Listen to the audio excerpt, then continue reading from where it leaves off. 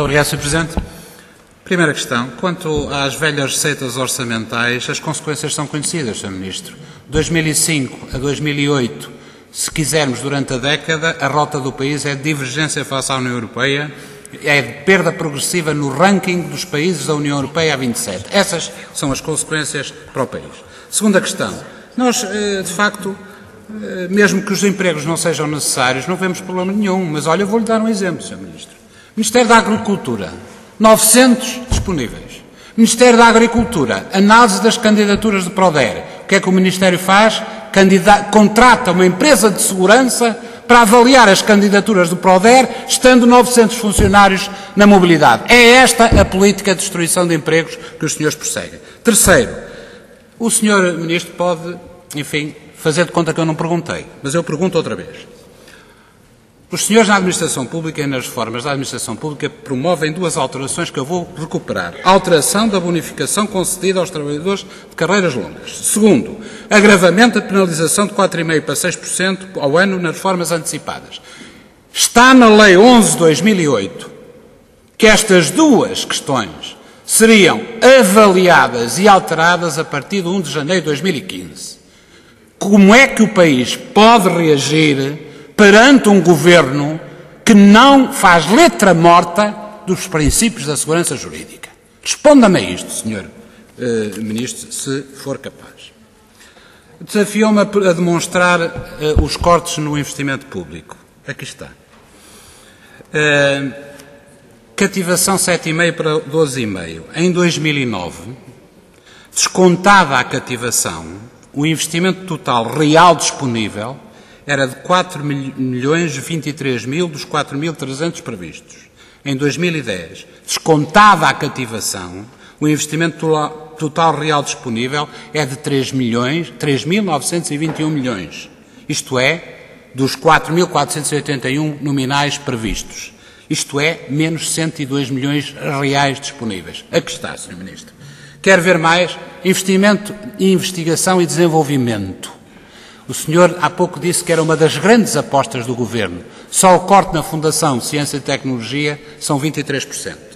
No PIDAC, agora no PIDAC eu sei que não é todo o investimento, Sr. Ministro, escusa de repetir o argumento, desaparecem completamente distritos como Viseu, Vila Real, Bragança, Beja. Qual é o conceito que o senhor tem de coesão nacional?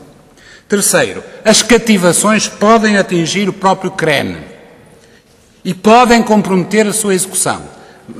Quer que lhe diga onde está, o Sr. Ministro deve saber, número 11 do artigo 2º. Eu não digo vão, eu digo podem. E, portanto, a possibilidade para o Governo, desde que seja para cortar investimento público, é seguramente uma realidade. Privatizações.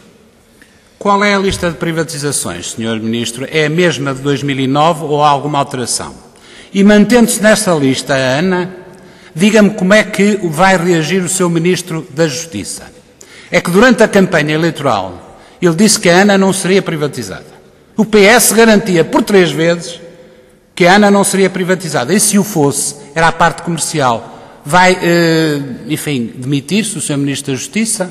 Vai votar contra na reunião do Conselho de Ministros? O que é que o senhor com que é que o senhor vai confrontar o Dr. Alberto Martins? Terceira questão, fiscalidade. Em 2009 não houve apenas uma quebra da receita fiscal por causa da diminuição da atividade. Eu já falei nisto, Sr. Ministro, houve também, e hoje é cada vez mais consensual, aumento de evasão. Que medidas é que estão previstas para combater essa evasão fiscal no orçamento? Não vejo. Terceira questão. As velhas amnistias fiscais que aqui estão colocadas. O crime fiscal volta a compensar. Não é só o Bom Félix, não é só Campos e Cunha, é também Teixeira dos Santos, que tinha resistido 4 anos à repetição da norma da amnistia fiscal, da norma para absolver os crimes fiscais, vai recuperar. E quanto aos foguetes para inglês ver, eu pergunto-lhe o seguinte. Taxa extraordinária em 2010, 50% sobre bónus. Porquê é que é só sobre os administradores das instituições de crédito? Os das outras empresas da PSI 20 não têm bónus, nem taxas, nem bónus, nem prémios, Sr. Ministro. E porquê é que há um país, o meu, que tem uma lei proposta por um governo que, em termos normais, propõe 35% de taxação destes prémios, mas depois ensina a forma de não pagar? Como é que eu hei de falar, como é que eu hei de comentar um governo que propõe na lei e diz na lei como é que se não há de pagar? Senhor deputado Galamba, senhor deputado Vítor Batista, é isto que está na proposta de lei. E quanto à taxa efetiva, das duas uma, dos 18,75, das duas uma. Os números da Direção-Geral de Impostos dizem que a taxa efetiva do setor bancário, nos últimos anos, andou sempre à volta dos 20%. Se os senhores propõem agora 18,75%, se isto fosse verdade, se os senhores agora propõem 18,75%, estão a propor uma baixa, é isto. Outra hipótese diferente, é a realidade. É que a passagem de 60% para 75%, de facto, só vai atingir uma parte dos benefícios fiscais. E, de facto, não vai mexer substancialmente na alteração da taxa efetiva. Se assim não fosse, as taxas efetivas divulgadas pela Associação de Bancos não andavam à volta dos 12,8% nos últimos e 13% nos últimos anos. Esta é que é a realidade dos foguetes em sede de fiscalidade para a banca.